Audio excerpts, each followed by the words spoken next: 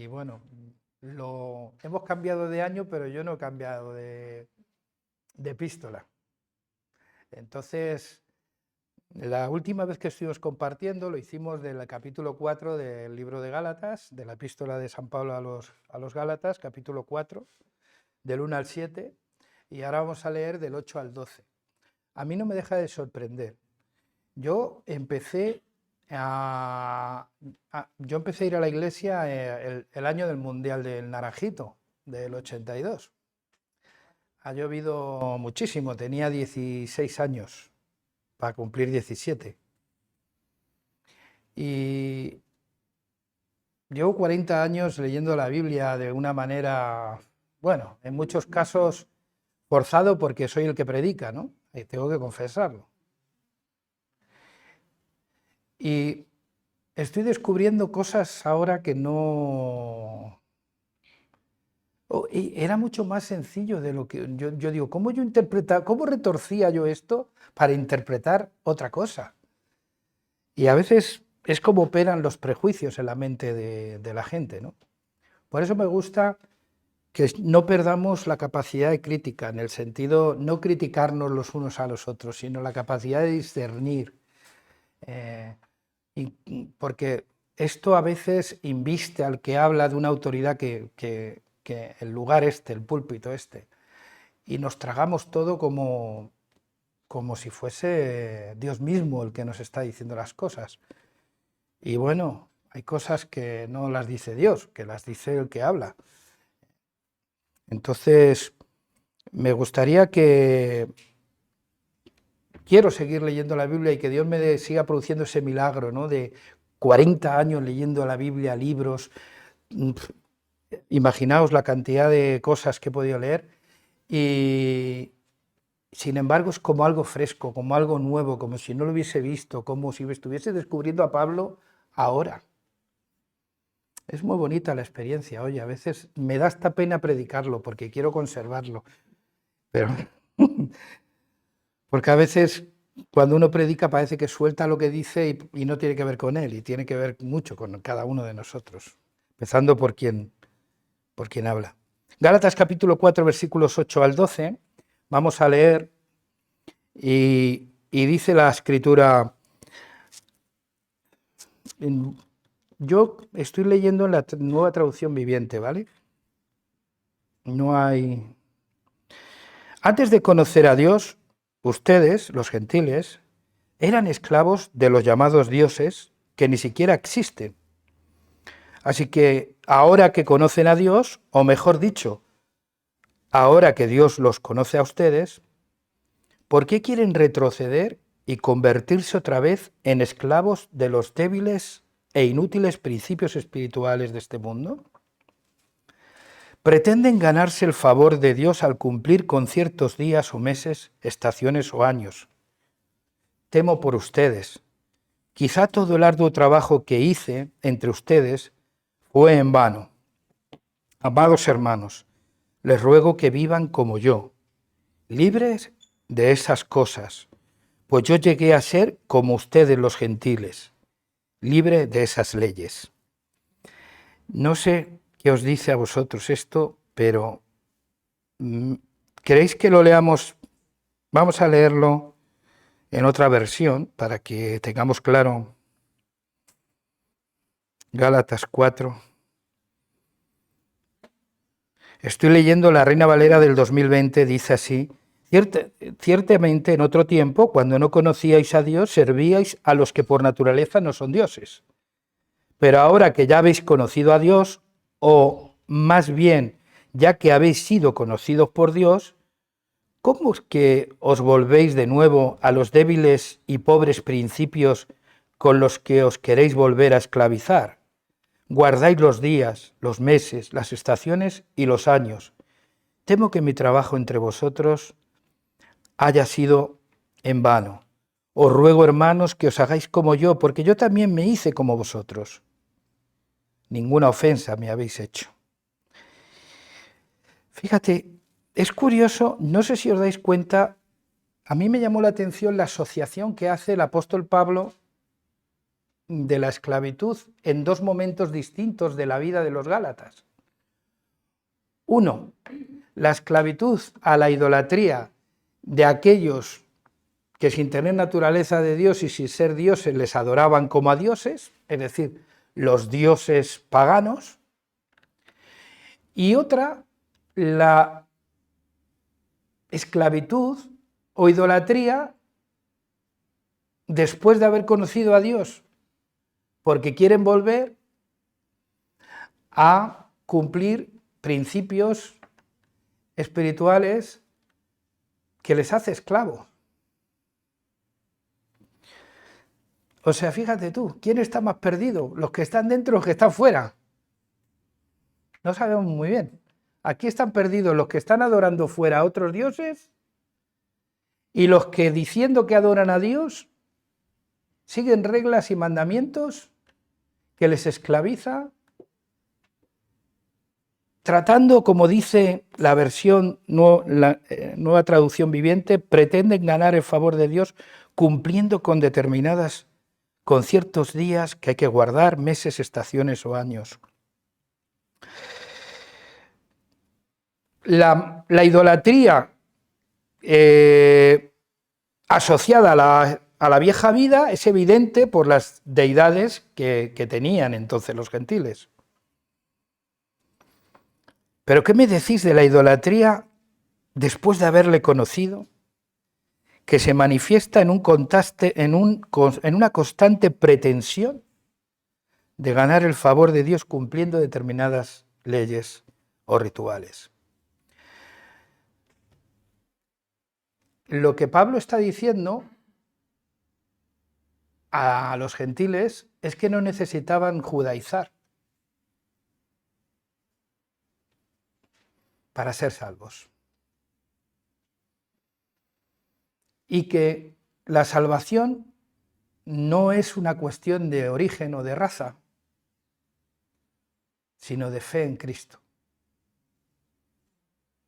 Imaginaos cuando Dios escoge a un pueblo, claro, cuando Dios llama a Abraham, que es donde empieza el origen del pueblo de Israel, Dios le dice, sal de tu tierra, de tu parentela, a la casa de tu padre, y de la casa de tu padre a la tierra de que yo te mostraré. ¿Estáis de acuerdo? Y dice, bendeciré a aquellos que te bendijeren, y a aquellos que te maldijeren los maldeciré. Y en ti serán benditas, ¿quién es? ¿Quién? Todas las familias de la tierra. Todas. Por eso el apóstol Pablo apela diciendo que aquellos que creemos en Cristo también somos hijos de Abraham. Lo vimos la última predicación. Porque Abraham, su relación con Dios fue por gracia y por fe. No hubo ningún mérito.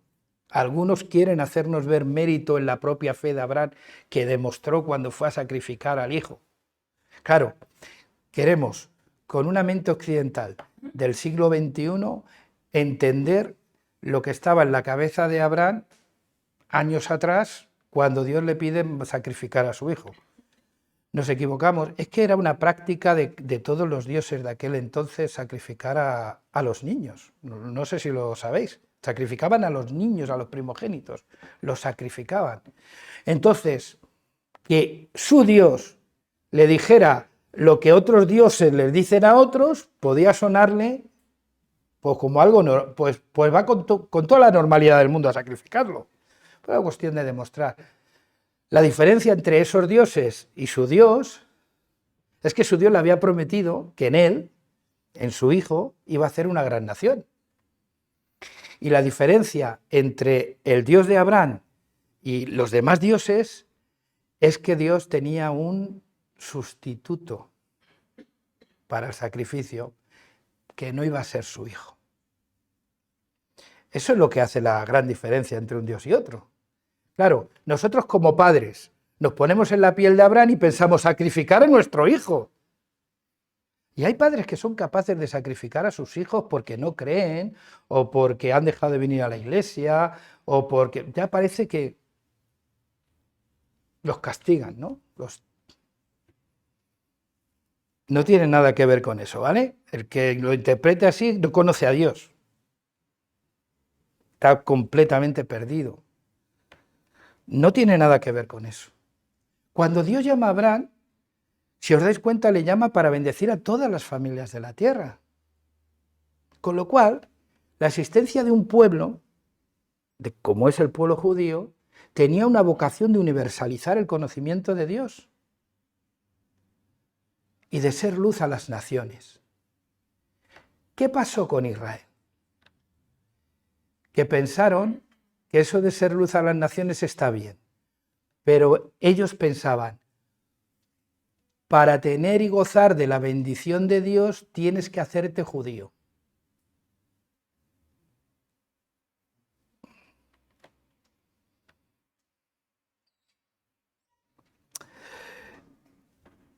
Lo peor de todo eso es que esa mentalidad llega a la iglesia del primer siglo también. Creyentes que, habiendo creído en Jesús, deciden que no es suficiente para ser salvo creer en Jesús. Y además hay que mostrar obediencia a Dios por medio del cumplimiento de la Torá, por medio del cumplimiento de la ley de Dios. Dicho de otra manera, está bien que el Evangelio se haya abierto a los gentiles, pero no serán salvos si no se hacen... ¡Oh, qué mentes estrechas!, ¿no? Pero lo puedo entender, porque ellos habían sido educados en eso. Entonces el apóstol Pablo lo que trata de poner en valor aquí, en todo Gálatas, es el valor de la cruz de Cristo, el valor de la obra de Cristo frente a cualquier otra. Y que Dios en Cristo ha abierto un camino para todos, no solo para los judíos. El acceso a Dios se universaliza. Por eso dice la Biblia, para todo aquel que cree. No habla de judío, ni de gentiles, ni de hombre, ni de mujer, de todas esas etiquetas con las que separamos los seres humanos. No, para todo aquel que cree. Eso es lo que el apóstol trataba de... Y lo que el apóstol quiere trasladar a los gentiles que estaban tentados a abrazar el judaísmo, como si el sacrificio de Cristo no fuese suficiente, ese es el argumento que les está diciendo. Y les está diciendo, oye, antes erais esclavos de otros dioses, ahora queréis esclavizaros. Si eso lo decimos hoy, hay que poner las cosas en su contexto, ¿eh? Seguir una religión sin Cristo es esclavitud e idolatría. Me da igual la confesión. Católicos, protestantes, musulmanes, judíos. Si Cristo no es el centro, y la cruz de Cristo no es el centro de la fe, estamos perdidos, por mucho que cumplamos.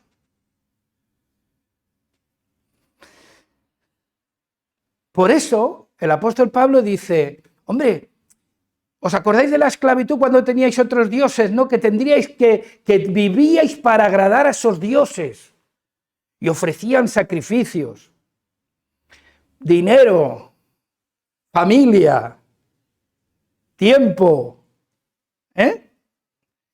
y cada dios un templo, y cada dios un altar, y servíais a otros dioses, y os esclavizabais en la obediencia a esos dioses.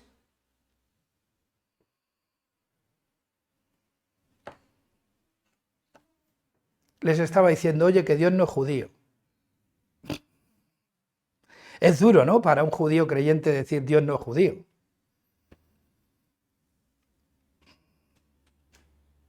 No os esclavicéis guardando fiestas, celebraciones, rituales, mandamientos, todo lo que podáis hacer en torno a la ley, sin Cristo no sirve para nada.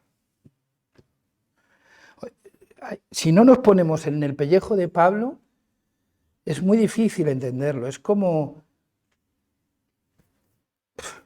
imagínate hoy si alguien viene y te dice, mira, no vale lo que das de diezmo. No vale que vengas a todas las reuniones. No vale que prediques.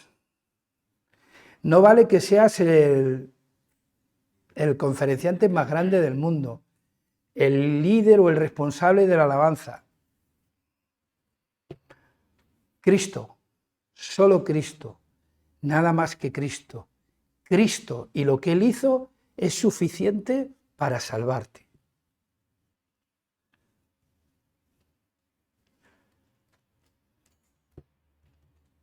¿Cuál es nuestra respuesta? Me está diciendo el pastor que no ore. Porque yo cuando hablo de eso con gente, la gente dice, ¿qué pasa? ¿Que no hay que hacer nada? Sí, para mi salvación no hay que hacer nada. Para contar con el amor de Dios solo hay que creerlo. Creer que Él me amó enviando a su Hijo Jesús a morir por mis pecados. Solo hay que creerlo. Es que no hay, y no hay que hacer nada. Yo no sé si tú cuando amas a alguien haces o no haces algo. Yo sé que cuando alguien se ama se hacen locuras, ¿verdad? ¿Habéis estado enamorados alguna vez? ¿Y no has pensado cuando ha pasado el tiempo, no te has sentido por lo extravagante que podemos ser a veces expresando el amor hacia la gente que queremos?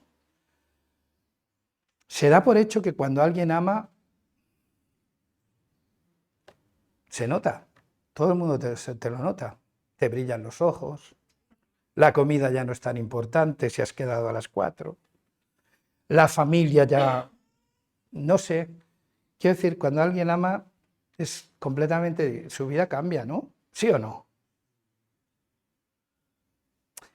Eso, en sentimientos humanos, que os digo una cosa, que amamos porque nos aman y somos seres egoístas. Cuando no somos capaces de discernir cómo nos está amando la otra persona, porque no nos ama como nosotros, os recomiendo el libro de los cinco lenguajes del amor. No todos amamos igual. Hay seres muy románticos y que tienen una verborrea, cuidado con esos, que somos peligrosos. Lo tiene. Pero hay gente más romántica, que necesita el contacto físico, otros te demuestran su amor sirviendo, entregándose, y a veces pensamos que no estamos siendo correspondidos porque no hacen lo que nosotros hacemos. Nos están amando como saben y quieren amarnos, y hay que dejar que nos amen como saben y quieren amarnos. O también le vamos a decir cómo nos aman. Pero no ese es el tema de hoy, ¿vale? No ese es el tema de hoy. Hemos sido amados por Dios. Y eso sí que es interesante.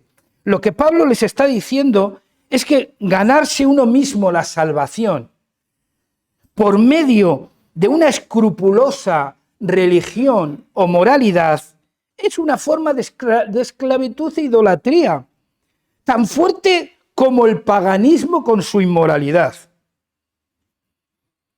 En ambos casos,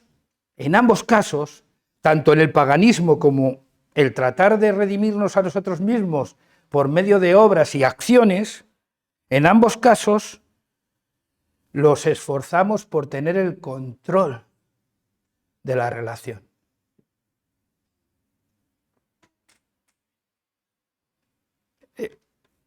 Muchas veces hacemos muchas cosas para tener el control de las relaciones humanas, lo sabéis, ¿no? Y en ambos casos rigen los mismos principios. ¿Os acordáis del joven rico? ¿Qué os dice el joven rico? ¿Mentía en lo que dijo? No, era joven, era rico, era principal de la sinagoga, sobre todo era rico. Y sabemos que aunque era joven, aunque era un principal de la sinagoga, aunque cumplía desde niño los mandamientos, ¿vale? Sobre todo era rico. ¿Y por qué sé que sobre todo era rico? Porque cuando Cristo le dijo, deja todo lo que tienes y sígueme, ¿qué le pasó? Entró en profunda tristeza. Pero es que curiosamente un ser humano que lo tiene todo, que es joven, que es rico, que es un principal en la sinagoga, que tiene de todo, viene buscando algo que le falta.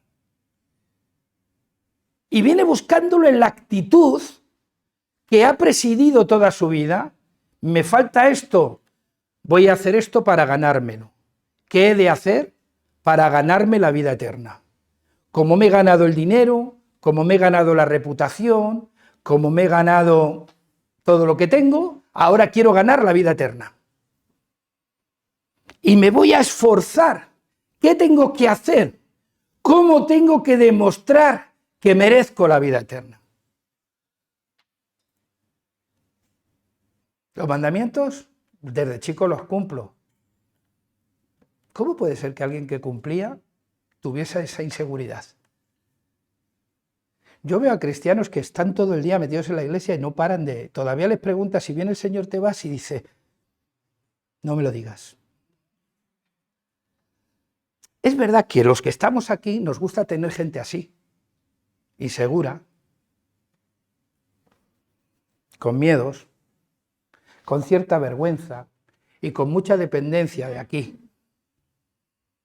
Y nos importa poco cómo os llevéis con Dios. Si os lleváis bien con aquí... Pero aquí lo que importa es cómo te llevas con Dios. Bueno, mejor dicho, como diría el apóstol Pablo, no cómo tú te llevas con Dios, sino cómo se lleva Dios contigo. ¿Os dais cuenta el matiz que hace el apóstol Pablo cuando dice,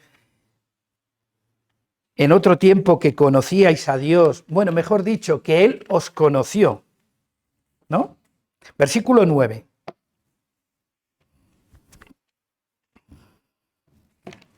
¿Lo tenéis?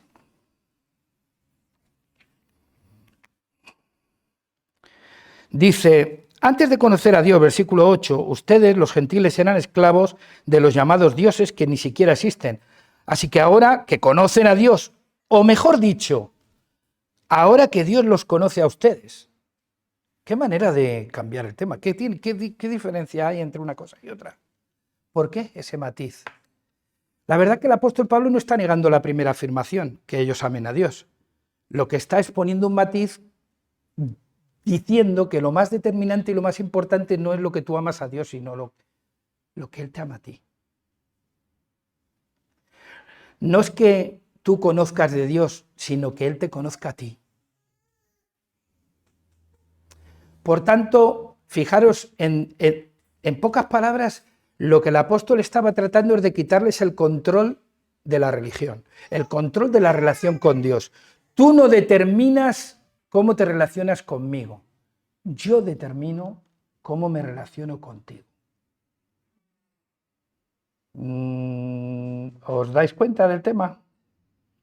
Cualquier religión que no quita el control de la relación con Dios al ser humano es esclavitud, idolatría. Recordad que el pecado es seréis como Dios. El ego hinchado. ¿Y de qué me vale a mí cualquier cosa que pueda hacer si lo primero no es Cristo? Vamos a ver. ¿Yo necesito orar para ser salvo?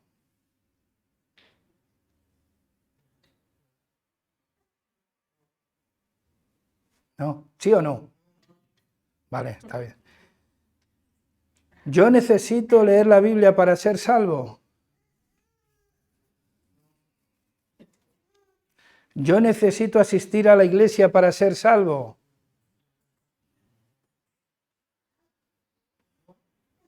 ¿Me hace más digno delante de Dios ir a la iglesia?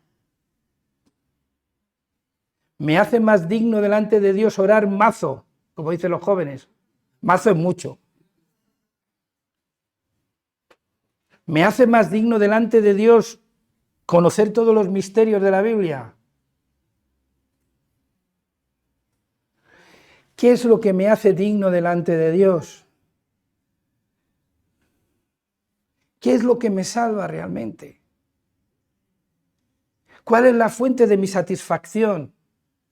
¿Ser joven, rico, cumplir los mandamientos desde chiquitín? Y aún así venir a Cristo diciendo, me falta algo y quiero conseguirlo. Tengo que decirte que a Cristo no lo puedes conseguir. Él te consigue a ti.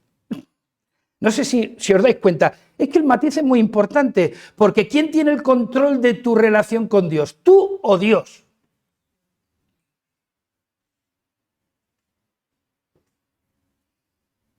Esa es la clave.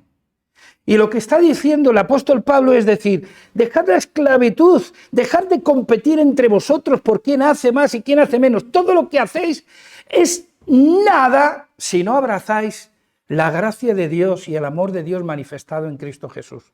Yo soy salvo por Cristo y a pesar de mí. ¿Eres capaz de decir eso?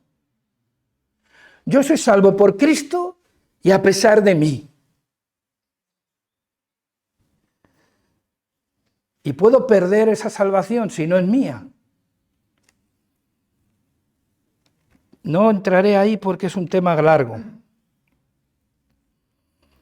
Pero el matiz es importante. El matiz no es cuánto conozco yo a Dios, sino es si me conoce Él a mí. Y está determinando precisamente eso, que el énfasis de nuestra relación no es cómo yo me relaciono con Dios, sino que yo sepa cómo Dios se relaciona conmigo. ¿Sabes cómo Dios se relaciona contigo?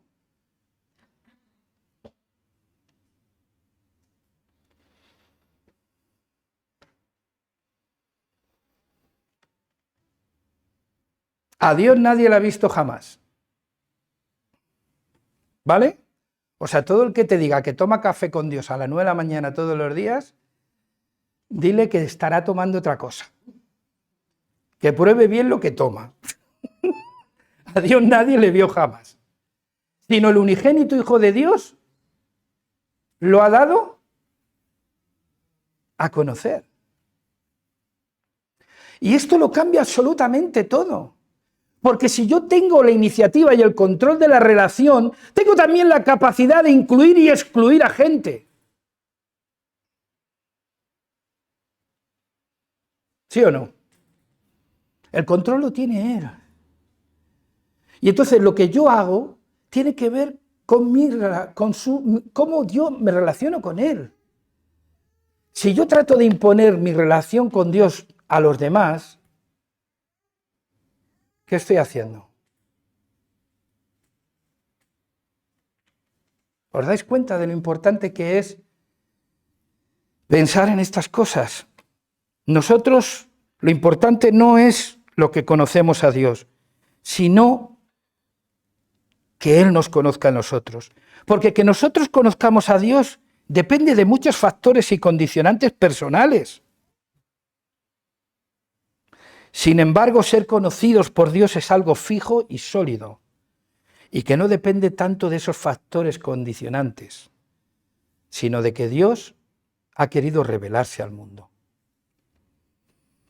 Conocer a Dios por nosotros mismos puede incluso llegar a ser una osadía, ¿te imaginas? Con eso juegan mucho algunos, que parece que conocen mejor a Dios que otros. Y parece que Dios le cuenta la vida de Flavius a esa persona en vez de a Flavius.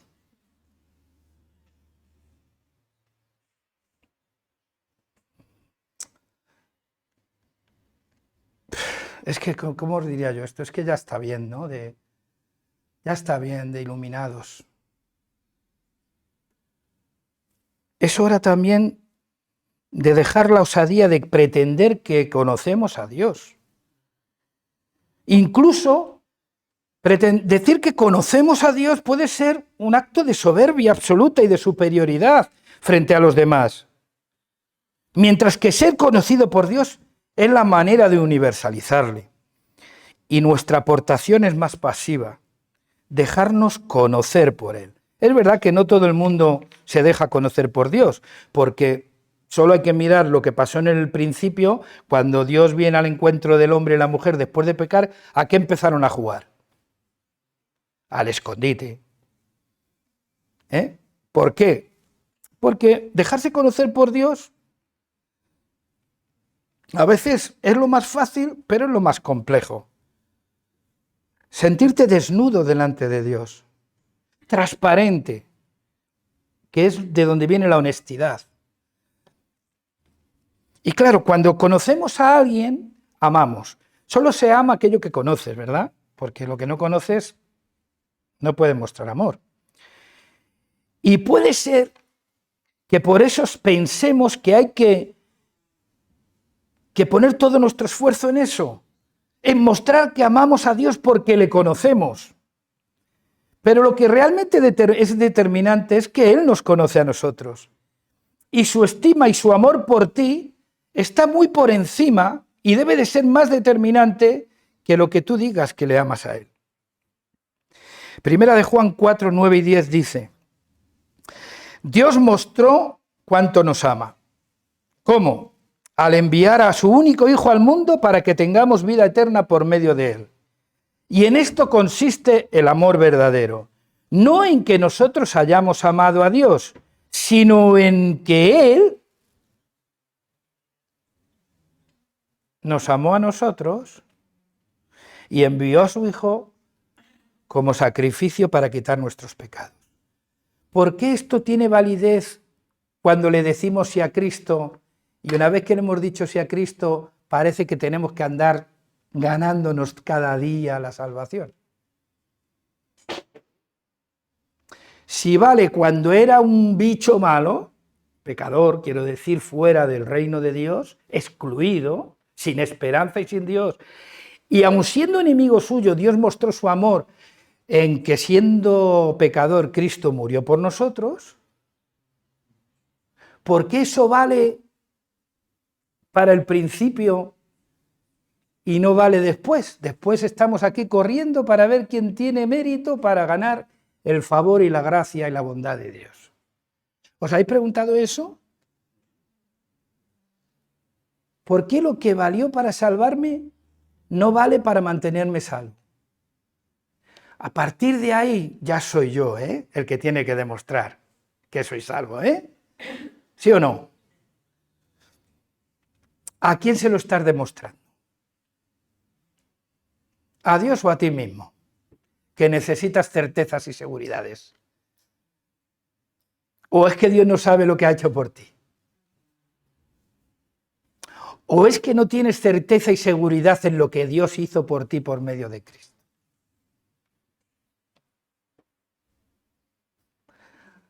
Estoy pensando con vosotros. Y no estoy diciendo ocurrencias, sino estoy diciendo cosas que llevo mucho tiempo pensándolas.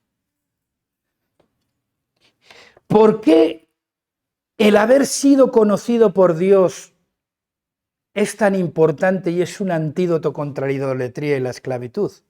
Sabemos que cualquier sustituto de Dios en el corazón del hombre o la mujer, en lo relativo a la dignidad, en lo relativo a la salvación, es idolatría.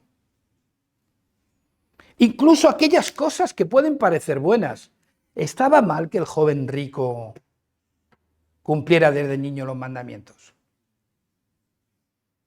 ¿Estaba bien o mal?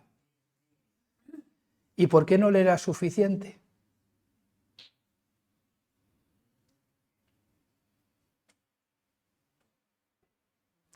Os lo voy a decir, porque cuando estás en una religión que necesita el mérito para dar certezas y seguridades, ¿cuándo es suficiente?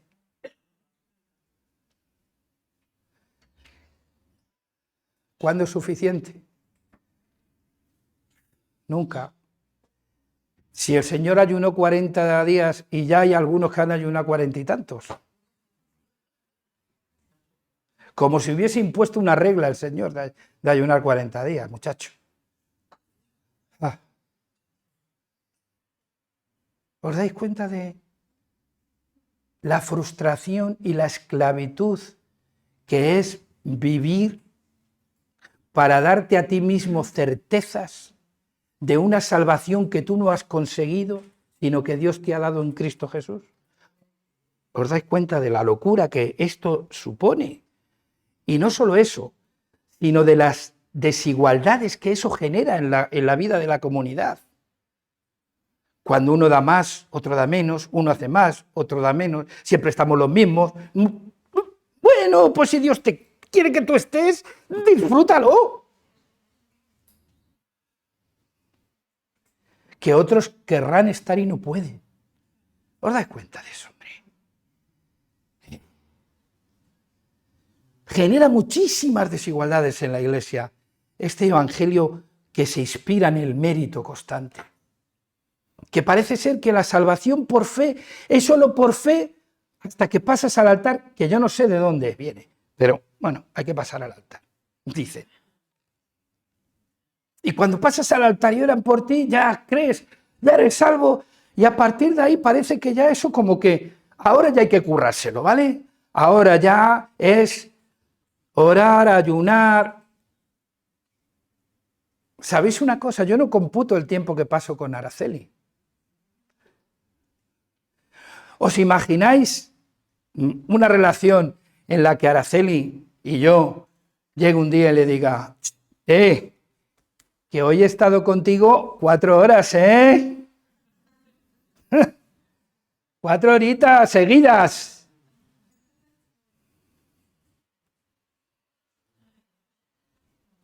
Cuatro horitas hablando unos con otros, que tú me estabas hablando de tus problemas y yo estaba pensando en los míos, pero 4 horitas, Así de mezquinos somos cuando presumimos de lo que oramos. Igual. Y lo peor de todo eso es que nos alejamos de la gente. Y podemos caer en el espíritu del fariseo. Señor, te doy gracias porque no soy como los demás.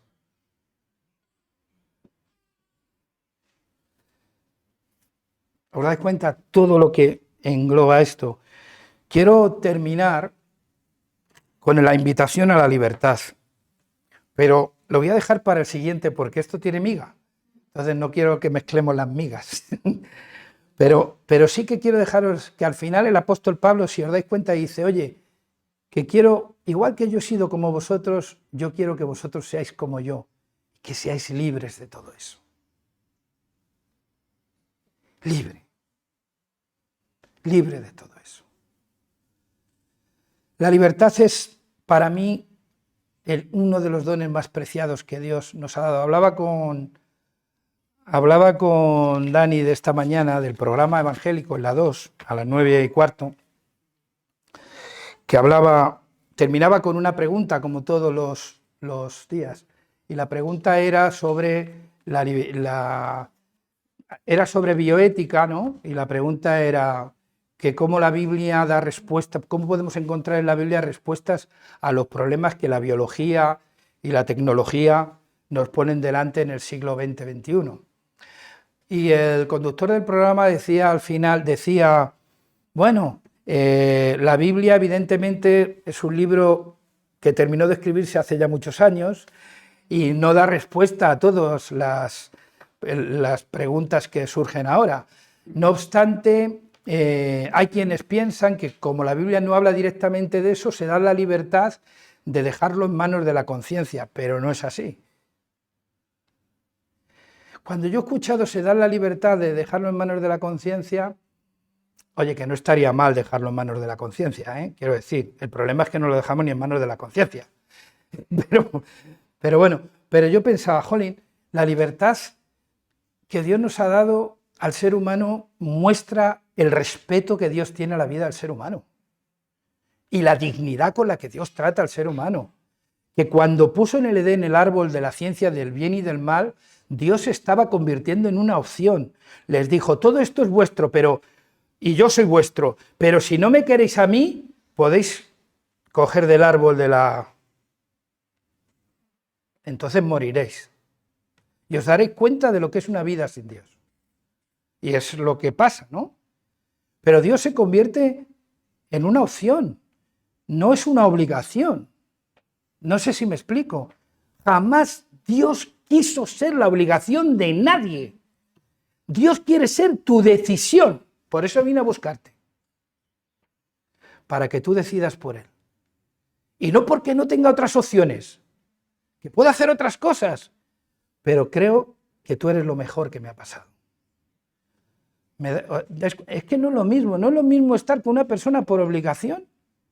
Que, madre tela, vaya castigo.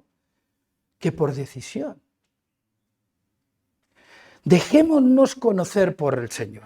Yo os invito a que abráis vuestro corazón al Señor con absolutamente la mayor libertad del mundo porque Él mandó a su Hijo a salvarnos. No a juzgarnos. Estamos en ese proceso en el que vino a salvarnos. Abrirle vuestro corazón, decirle lo que sentís, cómo sentís, qué necesitáis. Y deja que sea Él el que determine la manera en la que te has de relacionar con Él. Deja que Él te conozca. Y experimenta el amor de Dios, lo que Él te ama. Y verás cómo tu vida cambia absolutamente. No tanto por lo que haces, sino por lo que empiezas a ser. Es cierto que cuando eres, el resultado es, si eres un naranjo, ¿qué vas a dar? Es una consecuencia natural. Pero yo no me tengo que esforzar por ser un naranjo, no sé si me explico. ¿Lo entendéis?